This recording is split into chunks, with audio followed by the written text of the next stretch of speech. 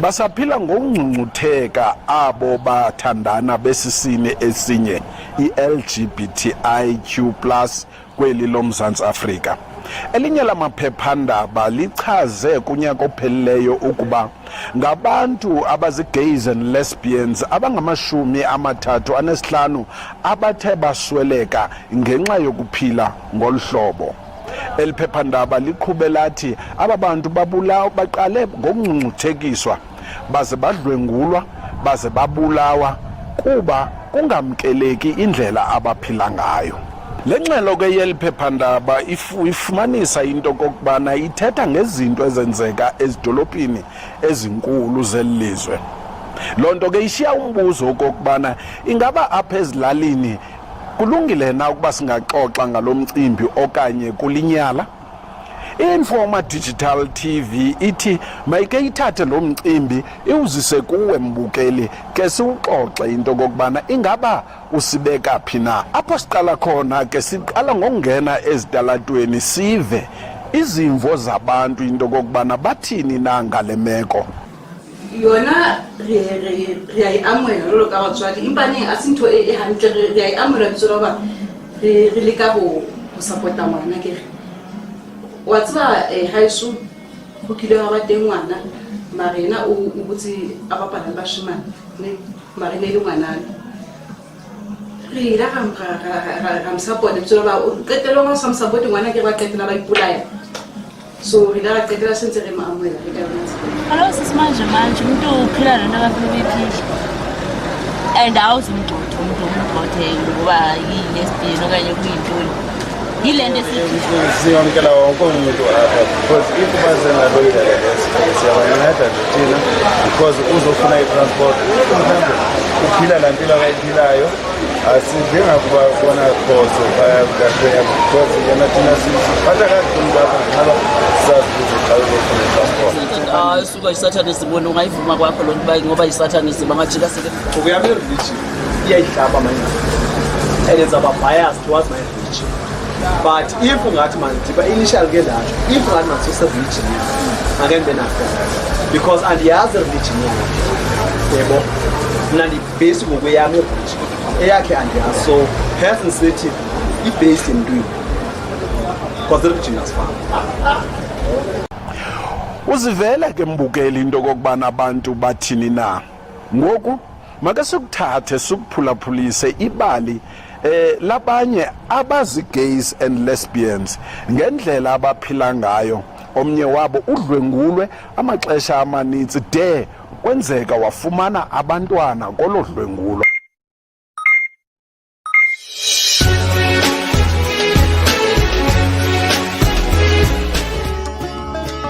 Resthaven Guest House is situated in the quaint town of Matatiele, set against the backdrop of the southern Drakensberg. The guest house is the ideal base from which to explore Lesotho, and Resthaven Guest House has all the modern amenities to make your business trip or weekend adventure a comfortable and memorable one. 22 well-appointed rooms with DSTV, aircon, electric blankets, tea and coffee, and ensuite bathroom. There is safe off-street under-roof parking, spectacular buffet dinners, as well as buffet breakfasts available to all guests. There are 3 border posts into Lesotho, within close proximity of the guest house. Various mountain passes ranging from intermediate to 4x4, which have become popular amongst 4x4 enthusiasts and adventure bikers alike.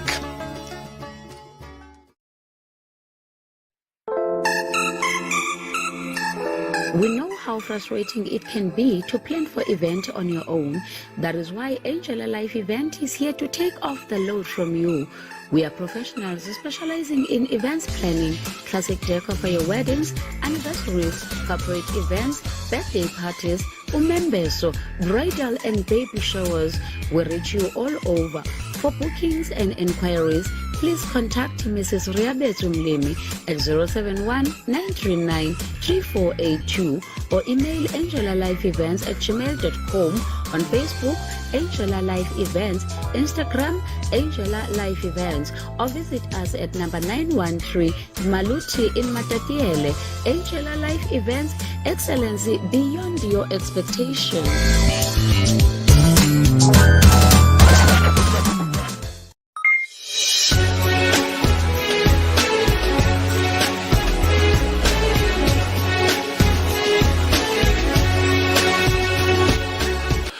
right masinamkele kwakhona sibuya evenkleni besitshilo ke bethuna into kubana sihleli siyaxoxa apha sixoxa ngomcimbi we-LGBTQI+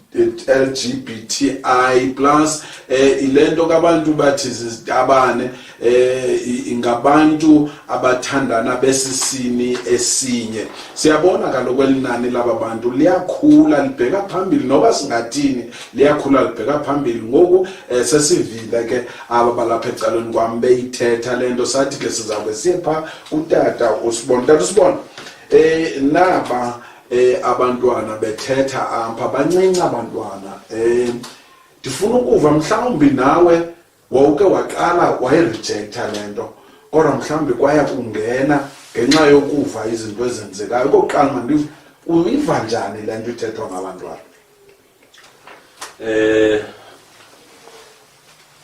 Ngandile mandibeke into ethi ndiyayiva le nto abayichazayo and ke sendike ndayiva kunenhlangano ekuyafika phango lesine etribal ize ngawo lo mba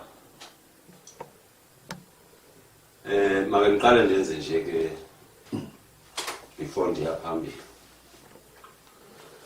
ngingumzalwane mina ndiyakhonza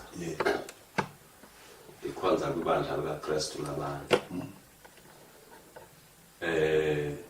umba onjenganalo andikaze ke ufumane enkonzweni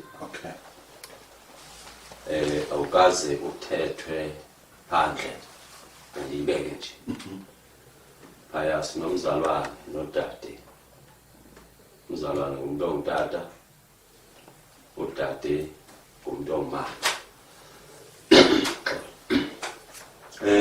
ifumene ke into ekumila kunje ngenhlangano NGO efake umama uchief kube no sisi ophaya eCaba noba ngayazi lali indawo akuyo phaya eCaba yes but ke bafike bayethula into ekumila kunje elaba bantwana ithi kunabantu abakumila ngolhlobo abayichaza ngalo benesicelo benembono ethi ke bayilwela ke into yokuba abantu mabafumane indawo ekuhlaleni mabafumane ukwamkeleka emphakathini. Lonto ke cela uba ke iyanyanzelisa uba noba uyathanda noba awuthandi kufuneka uyamkele because kaloku into xa inabantu abayimele iyafuna uba niyithathe as it is ninga ukuyiphicotha ke manditsho afuneke siyiphicothe yamkela lento kuyiyo umuntu ayiyo uyithathe ngalendlela eyiyo yona. Okay. So ke nabantu ke bayacela ukuba ebuneneni mabayamkele lemeko iyiyo ayizujika and ke iyaphambili kuyabonakala uba ke xa seyimelwe ngolhlobo ebuneneni noba ke icawe noba ithini kuyafuneka umuntu ehle siye ukuthi sithi hayi lidimoni intoni yabona kanti because awuzomjika umuntu kuba bathe mabeyichaza lantu ba iza njengoba sisibeyichaza kuba iza ngendlela ezininzi omnye umuntu uyayithathe lanto let's say isenzo esenzeke kuye ekugqibeleni simbeka kwenye indawo so ekufuneka kuba ke yamkela mos yenzekile lanto xa ingakwazanga ukuyidlulisa ngalendlela eyenzeke ngayo wayithathela further step waba yilento ayiyo awunakumjika. Now wena as a person ndifuna wena ke ngoku njengomuntu ongutata uphinde ube ngumuntu oyicawa uphinde ube inkosi xa ithethwa lento ikothusile okanye mhlawumbe ufunde into kuyo ngifunde into apha kuyo ndothukile kona because ke bengiqala ukufeyisana nentetho ekumila nje. Okay.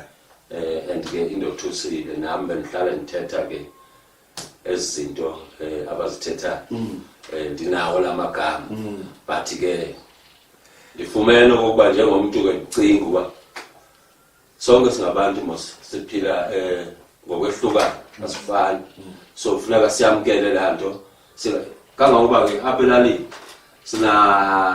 sinabo abantu abakumila kunje but ke angikaze ngifumane into ethi bayabandlululeka umuntu uphila lento ayiphilayo lefunwa nguye so ke angiboni ichaphaza qha ke iyamangaza yona but mabeyibeka ngendlela abayibeka ngayo uyafumanisa uba lanto ifuna uba umuntu azifundise okanye azixelele because ekugqibeleni uzakwenza into wrong komnye umuntu uthi wena ulungisa isimo sakhe kanti ubulala ikusasa lakhe.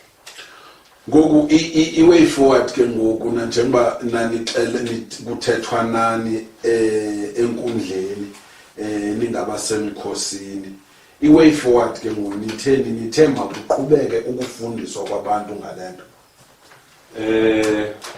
Ebuneneni ke azange siyixoxe ngeke ngithethe into engekhoyo ithethe inyaniso engekhoyo ithethiwe lento besingekayihlaleli ke uba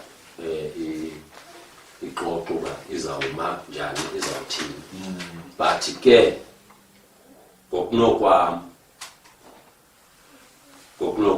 kumele okokuba noba umuntu uyathanda noba uthandi kufuneka uyamkelela because inyani ke lento oyiyo uyiyo awuzujikwa mntu injalo nje. Alright, nguye lowo utata umxhakaza nonguye usibonda wale ndawo yalapha phansi kwaNkosi uMagadla. Uyawubeka kumcimbi into kokuba newothuka kakubi wothuka wabanda xa ubekwa lo mcimbi lo. Nangona bebabona abantu ebabiza ke ngolohlobo bebabiza ngalo kodwa akukhambe kubelula wena xa selexelelwe into kokuba please musuba ijaji kulento musuba jaja aba bantu ngabantu bakaThixo aba kodwa musuba ijaji wena. Kwakhona make siphinde sithi tsi evenkileni sizobuya ke futhi ke sivulwazi mhlawumbe into kokubana ingaba usiphathele ntoni na kulo mcimbi sifumane more information ngalento.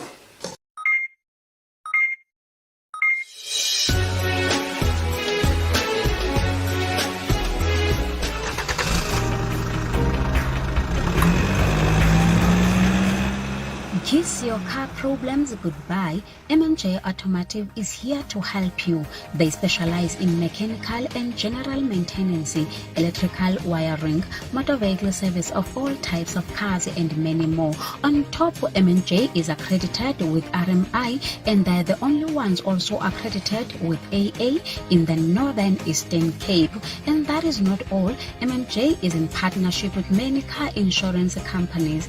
Good news, you can do your bookings and payments while at home using the link below. They operate Monday to Friday from 8 to 5 p.m. You can visit them at number 2 Mzamo Drive Industrial Park at Mount Fletcher. For more information, please contact Justice at 039-004-0059 or 061-490-1305. M&J Automotive Center, the experts in automotive technology.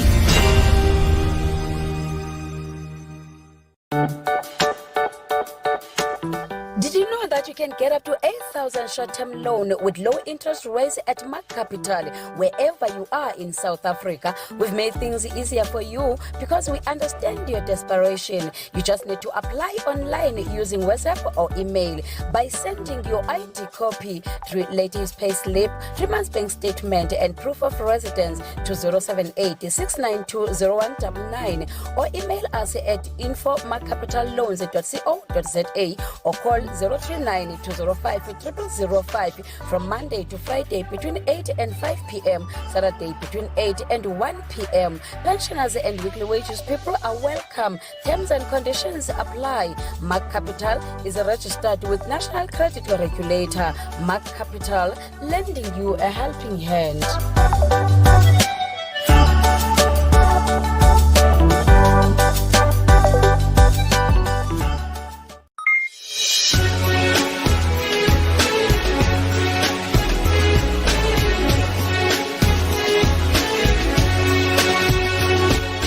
Masiphinde sinamkele kwakhona siyabuyela ke kule parliamente yethu iparlamente ke ye community le esiniphathela yona apha kwi-Informa Digital TV. Namhlanje ke sihleli nabantu abaphila okanye abathandana ngokwesini esi1 esinesinye ile group ke kuthiwa LGBTQI+. Sihleli nabo ke namhlanje ulwazi ke nango apha ecaleni kwami ubeke wabindeka apha esitsho into kokubana kunezinto ezehlileyo kuye but siyamcenga khawutsho lwazi siyayibona le uyayibona le umntana umfumene kwenzeke ntoni ke ngokwaphe kuhambeni Trafumene 2006 yes umntwana uloqala then 20 ndazofumana owesibini bekuyi-rape naye but lanto uba endlini unga-understandeki ungabuthetha ungavakali so lapho ke ndasixelela uba khe mandimyeke mandikolise futhi funeka ndamkele funeka wamkele le meko yalapha endlini yokuba bengakwamkeli njenguyile nto ewe noba ndithetha vele kube nalaa nto ukuba ayikho le nto ithethwa ngulona nto yabo qonda uba gima ndamkele and that's all 20 okay azohamba sihamba siyigroup namanye amachitha okay and I thought ngabangani but bengasongabangani bayisamba imoto whereby bensendiziqalela ukuthi okay ngi-advantage umuntu ofuna ukwenza loo nto afuna ukuyenza bayazi ukuthi okay sikhona isasitabane sawuthatha sona imali lwazi wonke umuntu ofuna ukwenza isex ufuna uzawuthatha mna cause noba ndiye endlini ndifike ndiyireport into akho mntu ndithathela nqalo okanye ndithathela oyithatha serious ayi-attend bekengekho so intlungu yam ibe bhetere uba ndiyithethe nomntu ongaphandle more than nomntu osendlini okay so ke ngokubade bakwenze izinto zibuhlungu because ukule meko kuyo yokubakureyiphe benze zonke izinto ingaba lapha ekhaya phofu ingaba selalini okay then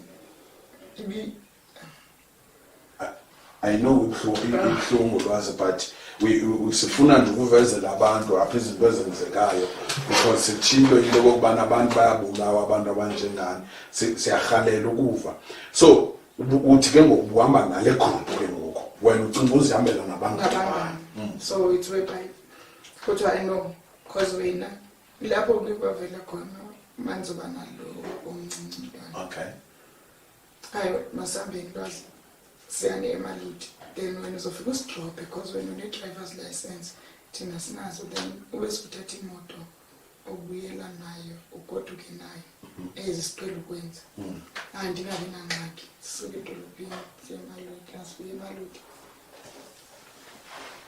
man the moment ngidrive amawujonga esipilini yabona khona imoto ilandelayo ndingene ngasesta ekuseni koku I think it was about 2 ekuseni okay ngingasesta ndibona ukuthi yanilandela kwehle yasekholeji iyanilandela le moto and ndilonto ijonga phe esipilini ndibe ndinganaki ndibona ukuthi uyabona lo mjithu ndiyabona ukuthi khona imoto ezayo emva kwakho abantu abezasimba ukuthi sihamba ndithi mna ndixakiwe that's why ndibona lo njikajika njikeleza athi ukyaye khona sihamba nasifika mna ndiyodropha bona ndizobuya masifika sindimisa imoto kufanele uba bathoke kuthoke aba semotweni ngasemva beza apha kule moto andiqonda uba okay mhlawumbi beza kwabo bazothetha okanye kuthiwa ndingawo ndehle ukwehla kwam ndidama ndiyocama distance nyana bandibambe ndiyofakwa endlini awukafiki nakule ndawo ubuzozakule phaa bendiyakuyo ndiyofakwa endlini endingokuseni banje ndivale umlomo khiwe that's why ngisithi it's too much bakuvalela kule ndlu bekuvale nomlomo lowo bangaphi wazi bathathu so bandrape ababathathu babehamba bebaninzi then le 3 year ndrape and nasendlini ndafike ndayithetha kwangakhomplimamelayo so nam nothing ukuthi siqhubeleke nayo saba khona isizwe osifumanayo apho kulo group yabantu na 3 years now. so utata wakhe awumazi ngoku because kaloku abantu baye bathathu So kwaca ukuthi ngoku icherry bendihlala nayo yes understand the story yes yathi there's nothing but sibesihamba sibantwini sibathini asimkhulise sobabini as ungowethu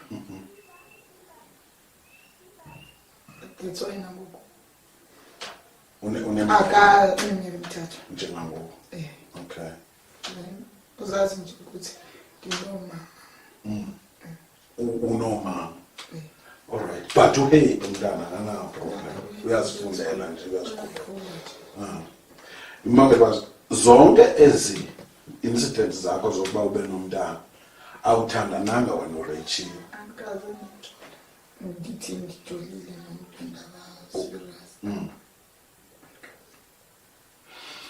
wow babukeli kulomcimbi obhlungu ololohlobo letha lo muntu okubana umnyana umnikazi wawo uya depressa and akathandi into okubana ngawuthetha ngokukhululekile kodwa uyaziva iziteps umuntu nabantwana bathathu kodwa kubo bonke abantwana akamazi utatakhe uweske ngokulowo okugqibela bawu4 uweske lo okugqibela zonke ezi incidents yena uyareyithwa afumana umntana reyithwa afumana umntana into ebhlungu ngolohlobo ke le esithetha ngayo now make sidlule ke lwazi kuwe personally I know into kokubana usemanguzela home based care ndirhala ukuva ke ngoba khona abantu abakwisimo sakho abake bafika pha beuchaza umcimbi nabe nazama ubancedisa bakhona do you remember nje story somnye mhlawumbi ba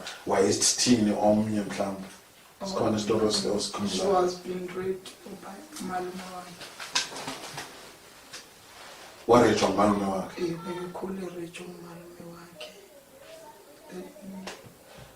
unabantwana bothu bobabini abantwana bafumene out of the rape lo gqibela uthi bamfumananga nge-rape but what wanoba wafuna ukuthi i-out ilale nayo kwenzela ukuthi efuna uku-experience ukuthi ithini into yakhe because nake ne-anger kufuneka azibethise ebomini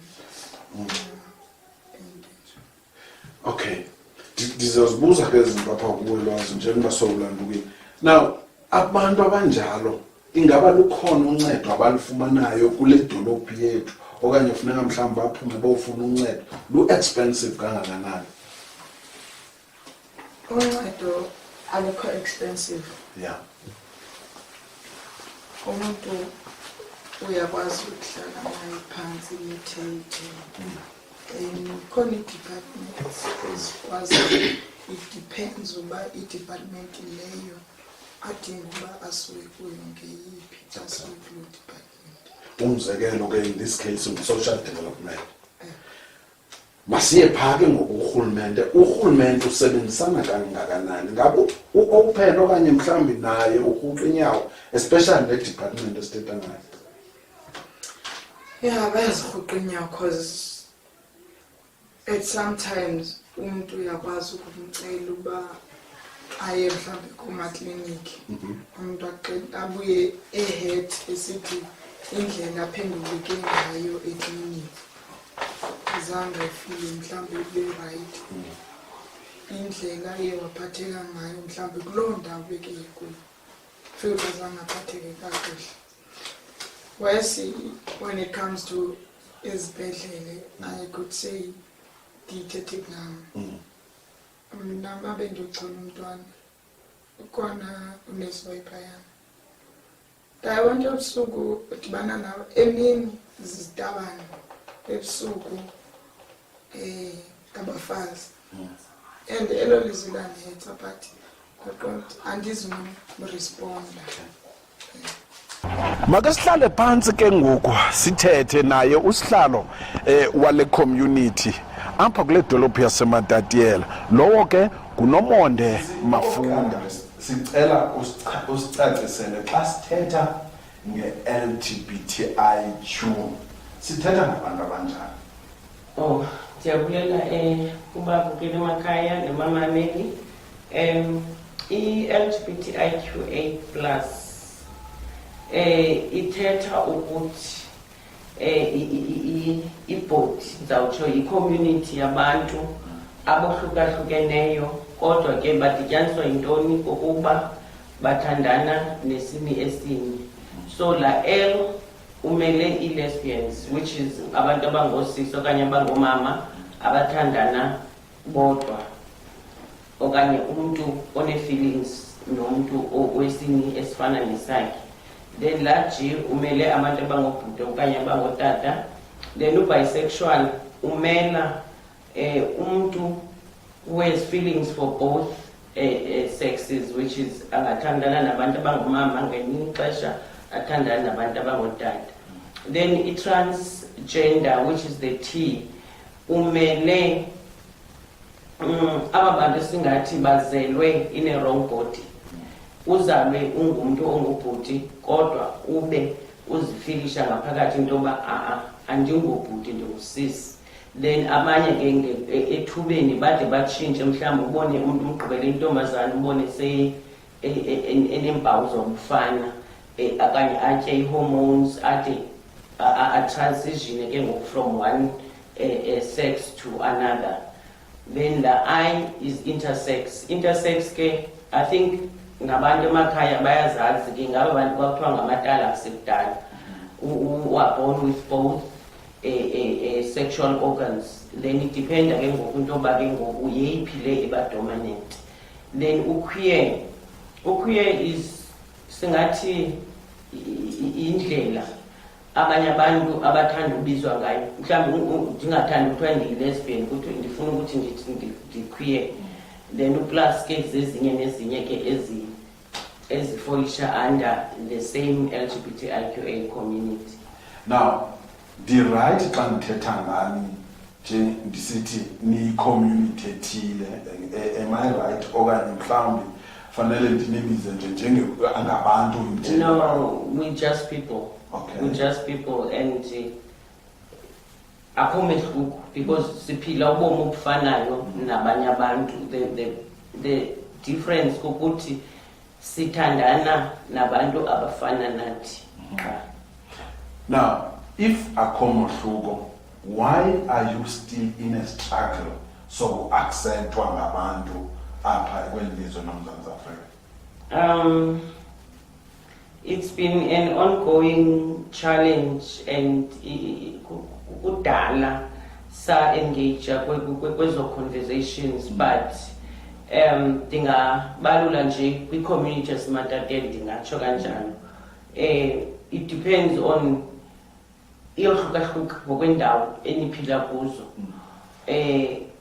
Kwezinye indawo which are rural like the community esiphila kuyo yaseMatatiyela and ilali and stuff abantu aba co-educated, especially kwinto ze LGBTQI. So I think we need just the education yokuthi sibonise ukuthi akho mehluko, akho like ndingathi akho nto abantu be-LGBTQA abangayenziyo eyenziwa ngaba bantu mhlawumbe kubona baba sicinge into aba-straight. Yes. Okay. Makasiye ke ngoku nake because ndifuna ukubuza nje because we want to educate, we want to inform abantu ba understand yaqonda. So ngicela ungabikho uncomfortable zezinye questions. Ingaba mhlawumbi lento yenzeka emva kwexesha elingakanani ndiyazalwa ndiyiboy ndinezitho zam zobuboy uyaqonda. When do I ndizive ndine-feelings iqala nini mhlawumbi amaxesha amaninzi lonke ndine-feelings zenye iboy? It differs from people to people. Yeah. Abanye impawu zibonakala umntana esemncinci, akhule, mhlawumbe abazali bakhe ba-accepte okanye abazali banga-accepti. That's why mhlawumbe you find abanye abantu ukuthi bade batshate then babe nabantwana then bekungona ke ngoku azirealizayo ukuthi andizikwazi uyiphila le mpilo, ungcono ndibe true to myself, ndiphile ngahlobo mna ndilulo ndifilisha ngayo. Abanye they come out at an early stage, abantwana esikolweni, like nowadays, like it's becoming more baba free kuba mhlambe amaxesha etshintsha because ukudala kwakunzima. But now times have changed and nezinto ziyatshintsha, nelizwe nenkululeko yonke lento contributed to the steps that we've made to free LGBTI community from, I think that bondage, nophila a fake life.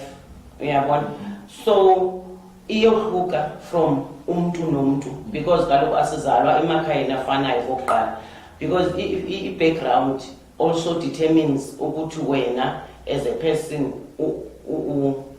uphuma nini kwi-closet ndingatsho, because sithi umntu kwi-closet xa ezifihlile. And ufumane uba ngamamaxesha ukhona lento kuthiwa ngama-after 9, especially where men are concerned. Ufumanise uba emini ngutata wasekhayeni, ebusuku then ungona ke ngokwaphumayo azivezayo uba hayi mna ndinje ndithanda amanye amadoda. So it's quite a complicated matter, and I can't say umntu uziva nini okanye utheni. It depends kuye, because abanye abantu baphuma emitshatweni ahamba uthandana namantombazana, abantu bazibuza hayi bo lo muntu ebetshatile nje kwenzeke ntoni. No, la feeling ebehlele nayo, but because of mhlawumbe i-community akhulele kuyo and nabazali mhlawumbe ekhaya aphuma kulo ebengenaso sasibindi soba abaxelele into yoba ndinje. But izingaba mhlawumbe zikhona impawu ozibonayo emntaneni esakhula, zibakhona mhlawumbe okanye zibakhona? Like let's take umntana oyintombazana, ufumanise uba kowabo uthengelwa nodoli ne-T-sets nentoni, ufumanise uba akazifuni ezo zinto. Ufuna imoto, udlala ngemoto nemipu, zimpawu zokuqala ezo. Ufumanise uba ekhula eqala mhlawumbe isikolo akasafuni udlala namantombazane, ufuna udlala namakhwenkwe. Yonke into ayenzayo akhula adlala ibhola, ziyabonakala ezampawu. Nasemntaneni ongumfana ngokunjalo, ufumanise uba umntana akathandi uthatha i-lipstick zikamamakhe, uyaqaba, unxiba i-high tops endlini. Abanye adabethwe, uyabona, ngabazali uba hayi kutheni le nto. Ufumanise uba ulila azibhuqe phantsi, akazifuni imoto, ufuna unodoli. So zibakhona ezampawu kwabanye abantwana besebancinci. But ke abanye they discover themselves xa umuntu ekhula kulaa kwesa stage soba ngoku uyaqala uthanda, umane ubona uba nantoni ngathi ndiyayithanda nje lo mntu, uyabona. Ngona ke ngoku ii-feelings zakhe ezidiscoversha ngelo xesha uba kuthiwe ndamthanda umisi kangaka okanye yabona esikolweni ezo zinto. Now ungumzali fanele ureacte kanjani kule nto, kwezi mpawu uzibonayo zomntana? I think mina as umzali, the only role yakho oyinikwe nguThixo emhlabeni xa ekunika umntana is to love and nurture that child. Ayikho enye into futhi okufanele uyenze ukumnakekela, umguide, umfundise akwazi ukuthi azimele aziphilele. There's nothing else, because you cannot change ubuntu bomuntu. You cannot change the way umuntu adalwe ngayo as a parent. Noba ungazama kangakanani na. Abanye bathi zabalinda abazali bami bade basweleke. Abeyenza into yakhe phaa emacaleni, because abantwana kaloku bayakhula ayunivesithi athini ayenze phaa kude ke ngoku yaqonda uba ingozi, because ngenye imini umntwana uzawubhubha phaa kuthiwe kubulewe i-lesbian, then mhlawumbi aphume emaphepheni kubulewe i-lesbian, mhlawumbi eDurban okanye eJoburg. Xa uthi ngumntana akho lo hayi ebeyi-lesbian na, ube wena ungazi. Kanti if you knew mhlawumbi ngewukwakuzile into yoba ukwazi umprotector and guide umntana wakho ukuthi okay ke ndiyabona uphila le mpilo kodwa ke ngoku angasekwenzeke kanje nakanje ukuze ukhuseleke, because le life oyiphilayo abantu abayiphilayo abakhuselekanga. Zintoni challenges ke ngoku esidibana nazo? Khumbula xa besithetha ngaphandle kwekhamera sithetha ngento yoba siyazibona izinto zisenzeka kwiidolophu ezinkulu, zisenzeka kule community, ingamkelwa ngabantu bebulawa. Zintoni apha ekhaya mhlawumbi izinto abadibana nazo ezi challenges kubo? Before ndingaphendula, I'm very glad to say on the 29th hate crimes working group ebidibene ne-Parliament Portfolio Committee for E-Justice and Correctional Services. There's a bill that is going through the legislative process here, prevention and combating hate crimes and hate speech. What that means is LGBTI rights are human rights, because singabantu sifana nabanye abantu, so whatever that indlela esiphila ngayo, we are protected by a constitution like anybody else. So now there's this bill that is in Parliament, mhlawumbe izawupasiswa anytime soon, that is going to prevent into hate speech and hate crimes. When I'm talking about the hate crimes, coming to your question, hate crimes is those corrective rapes, those as a result amaxesha amaninzi ekubulaweni kwamalungu LGBTQIA+, because kube khona abantu abacinga into yoba if ningamantombazana nithandana nobabini, they can change you ngokuthi akurape alale nawo, and abanye they end up killing abo bantu banjalo because of a lack of education and knowledge, I can say. Ngokuthi why uzothandana nomuntu ontombazana sikhona thina singamadoda, mhlambe there's something that you're missing engazange mhlambe undoda wawunayo before zange kwenze kakuhle mna ndingakwenza kakuhle. Yabona, all those things which is wrong. I-sexuality yomuntu is not determined by indoda ndingatsho, and amadoda have this tendency yokucinga into yoba if you lesbian then okanye ifamily zethu there must be someone who has hurt you before or indoda, so then that's why you change. No, it doesn't work like sexuality yomuntu into engaphakathi kuye. And eMatatiele, in the last few years, there's been a bit of a rise in hate speech. Nasemisebenzini, I've got at the moment a case where kwezinye ze-companies ezilapha eMatatiele apho abasebenzi bakhona who are lesbian are being discriminated against, and nangaphezu koko nasemiholweni bayadiscriminate, abaholi njengabanye abasebenzi kodwa besenza umsebenzi oyi-one. Again kube khona abantu mhlambe like abantu bayahamba endleleni ufumanise uba mhlawumbi umfana uza kumisa ngokwekubona into yoba nomani ubufanarha nje lo mntu okanye uyamxelela ukuthi nobhuti andithandani nabantu abangobhuti then akuthuke akwenze ezo zinto. Then bekhona ke ngoku the actual hate crimes whereby one of our members recently, I think towards the end of last year, uye wahlaselwa apha elokishini. He's also a media personality. Wahlaselwa elokishini, wabethwa ngabafana bemthuka ngenxeba yes.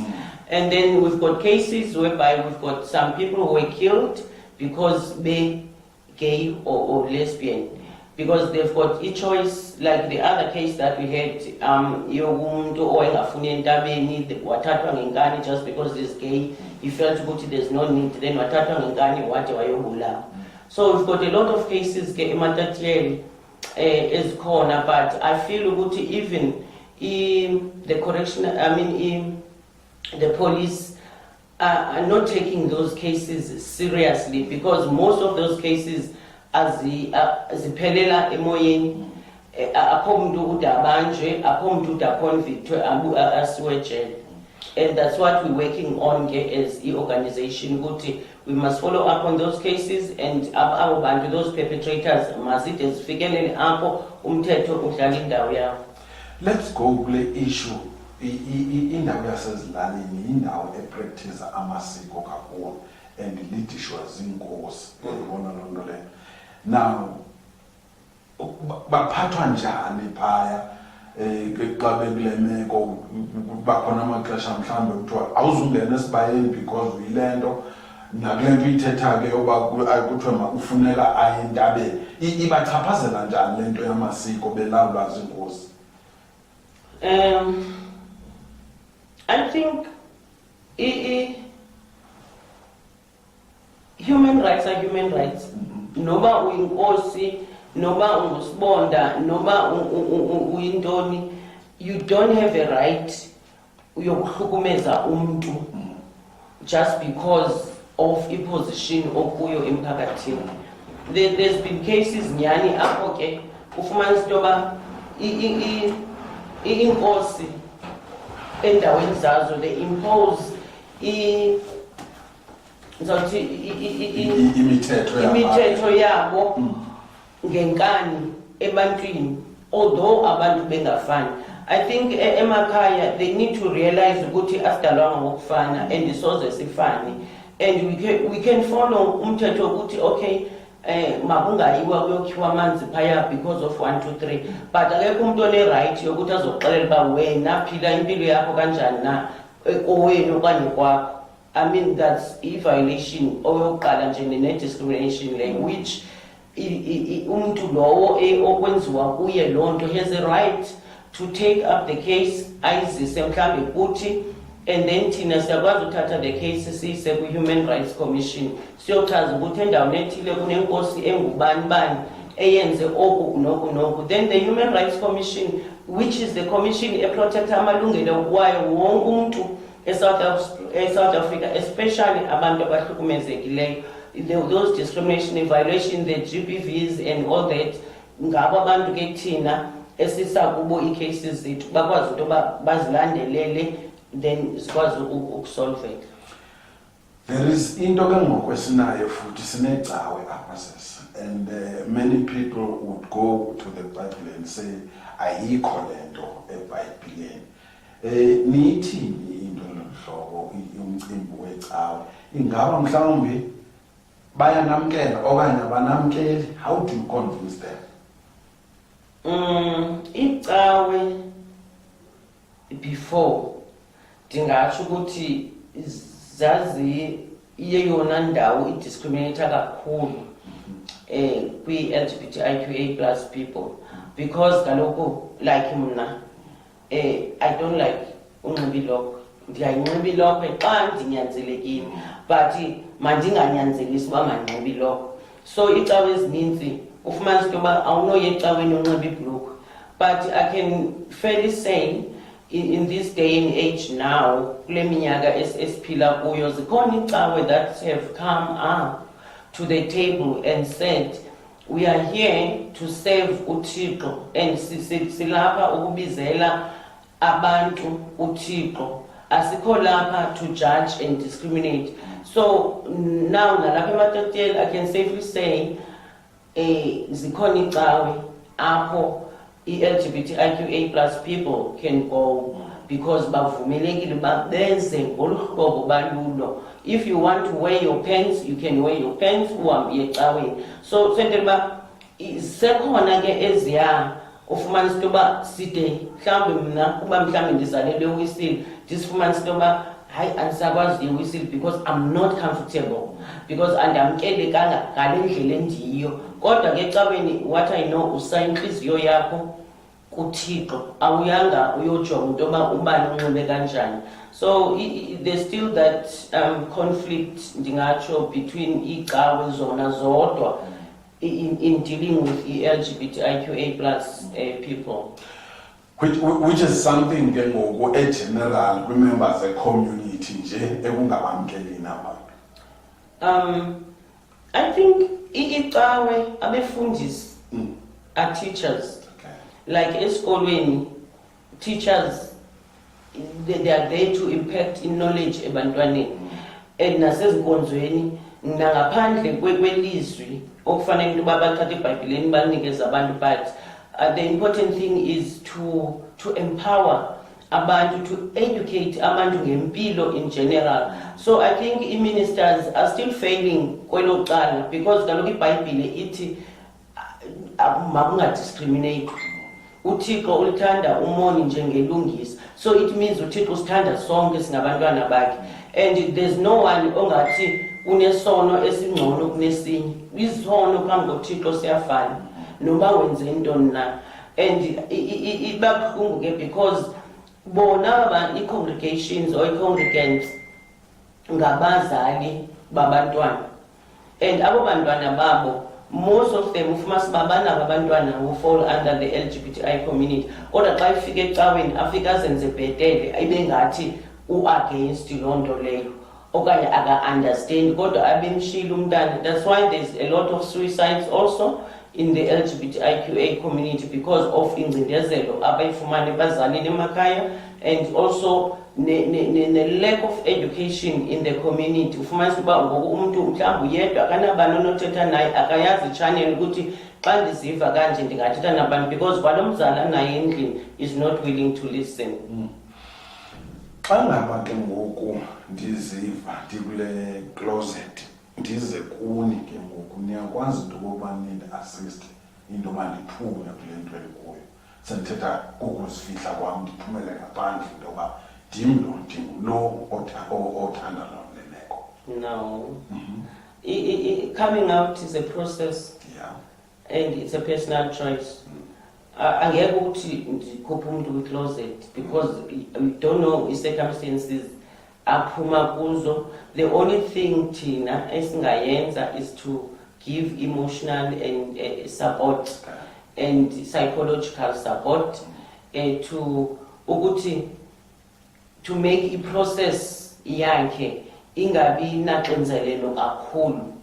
But angeke sithi ake ngoku sofikile apha hayike usophumile kwi-closet. No, i-decisions have to be taken nguye lo muntu ngokwendlela yena imeko yakhe eyiyo, is either ekhayeni, in the community, esikolweni noma ku. But mina always advise ukuthi xa ungumntana you check your background and not ukuthi you must suppress your feelings, but if usaphila phansi komthetho wabazali usesesikolweni, rather be a child uhloniphe abazali bakho ngohlobo obubahlonipha ngalo. It doesn't mean if your sexuality is different from abantwana bakowenu okanye anyone in the community, it means now you must start behaving otherwise nasekhaya. Ibangula kuba intombazane bayila ntombazane ivuka ichayele yenze labazali yonke into, then uzawuthi mhlake ngokwazimela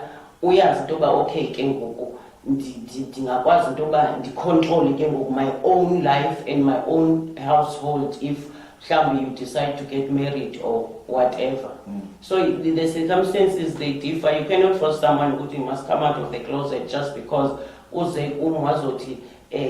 I feel ukuthi ndithanda amanye amantombazana but mhlawumbe ekhaya ndiyoyika abazali bami. If you're eager, stay like that until you are ready. Just continue. Uhloniphe xa ifamily yakho.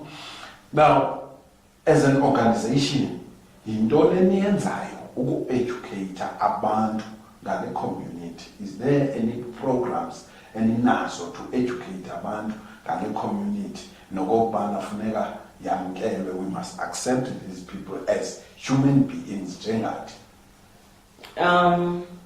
I-Rainbow Crest has been active kakhulu in the last 2 years.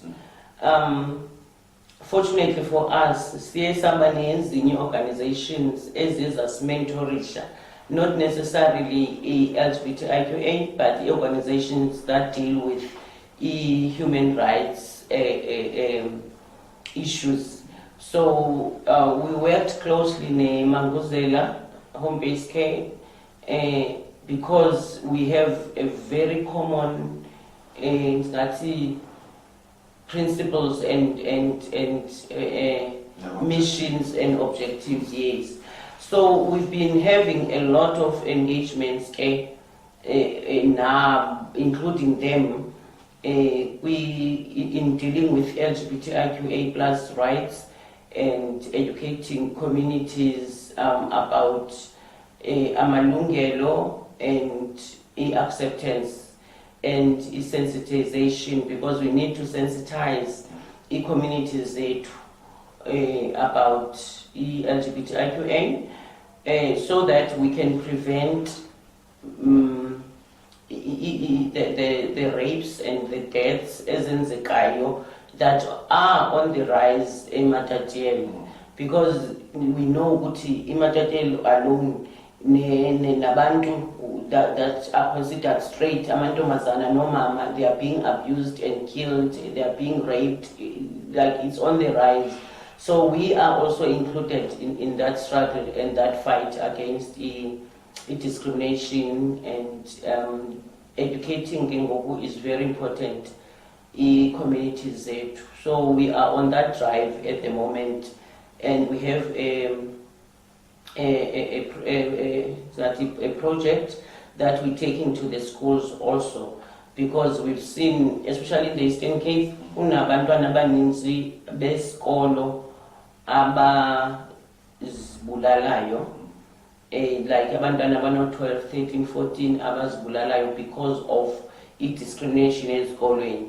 And again, on the health side, recently we had a very bad experience whereby we had a meeting with one of the organizations that work with the Department of Health, and bathi bahambisa PrEP esikolweni. So xa befika ebantwaneni who are lesbian kwezo zikolo who fall in the same age group, now abantwana fanele bafumane PrEP, they don't attend to them, they refer them. So we asked, where do you refer them? We didn't have an answer. Baba referred Shapi. They spoke about the organization SA Coke State. How do you refer umntana esikolo to get PrEP or free? Umreferishe kwenye indawo. So those are the issues ne organizations as the communities nazo, they do discriminate against LGBTQA plus people, and nasezikolweni ngokunjalo. All right. I-message yakho ke ngokugqibela to the community and the members elanduka ze-LGBTIQ plus the community, thini message yakho? Ndiqale nge-communities zethu. Abantwana or abantu who are gay, lesbian, transsexual, yonke lonto le LGBTQA ngabantwana benu. Bazelwe nini, bazelwe baphume emakhayeni. So their brothers, their sisters, their aunts, ndingathi nje emphakathini, if you don't know, buza. Xa ungazi buza, because into ebulalisayo kakhulu lento ma ucinge uyazi ungazi. Kumnandi into ba xa ungayazi into uyibuze and seek uncedo. If ubona umntana wakho enje, iza ngaphambili. Nansi organization ikhona eMatatiyela, uze ngaphambili uzotsho into ba ndibona umntanami eaktha ngohlobo nohlobo, ndingamnceda kanjani na? Because as abazali and our communities, kuthiwa umntana noba akanabo abazali ku-community but ukhuliswa yi-community. So I believe ukuthi if we can be sensitive kwindlela and sihloniphane, as i-constitution says, human rights are human rights. Sonke siyafana phansi komthetho wase-South Africa. And to the LGBTQI people that are out there, abakwi-closet, mhlawumbe abaphansi kwengcinezelo, come forward. Ikhona i-Rainbow Crest, we are on Facebook's corner, on WhatsApp sikhona, inumber yami ku-078-669-4145. Ungasifumana kulo number, then uze ngaphambili. If you are a violator, uyazi ba mhlawumbe ikhona i-discrimination eyenzekayo, uyareyithwa mhlawumbe ekhaya ngumalume, ngubhuti, ngubani, then you can come forward. Uzotsho into yoba hayi mna ndihlalelani nethile and kule lali endihlala kuyo ndisoloko mhlawumbe xa ndiye ndiyosela okanye ndiphumile nokamanzi kwenzeka into enje, then we can take up those cases sikwazi ukuthi sinincede. Alright, nguye ke lo usisi uNomonde Mafunda wayo ongu-chairperson ke we-Rainbow Crest, i-organization ke leyo ye-community LGBTI.